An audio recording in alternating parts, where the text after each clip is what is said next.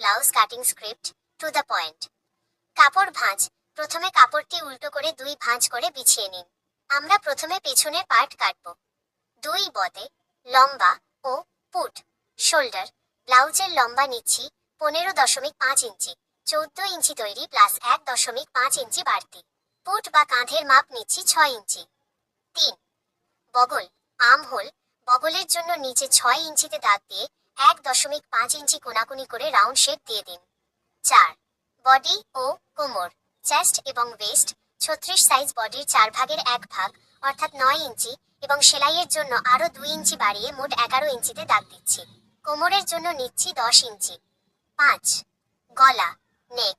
গলার চওড়া 2.5 ইঞ্চি। পেছনের গলার গভীরতা রাখছি 8 ইঞ্চি। আপনারা আপনাদের পছন্দ মতো কম বেশি করতে পারেন। 6 সামনের পার্ট, ফ্রন্ট পার্ট। এবার পিছনের পার্টটি অন্য কাপড়ের উপর বসিয়ে সামনের পার্ট কাটব। মনে রাখবেন সামনের পার্ট লম্বায় এবং চওড়ায় 1 ইঞ্চি করে বেশি নিতে হবে। 7 গলার গভীরতা ও তালপাট। সামনের গলার গভীরতা দিচ্ছি 6 ইঞ্চি। সামনের বগলে 1/2 ইঞ্চি ভেতর দিয়ে তালপাট কেটে নিচ্ছি যাতে বগল কুঁচকে না থাকে। 8 টেকিং পয়েন্ট, ডাচ। কাঁধ থেকে 9.5 ইঞ্চি নিচে মেইন টেকিং পয়েন্ট দিচ্ছি। এখান থেকে 1.5 ইঞ্চি দূরত্ব রেখে চারদিকের 4টি টেকিং মার্ক করে নিন। হাতা কাটিং স্লিভস। হাতার জন্য কাপড় 4 ভাঁজ করে নিন।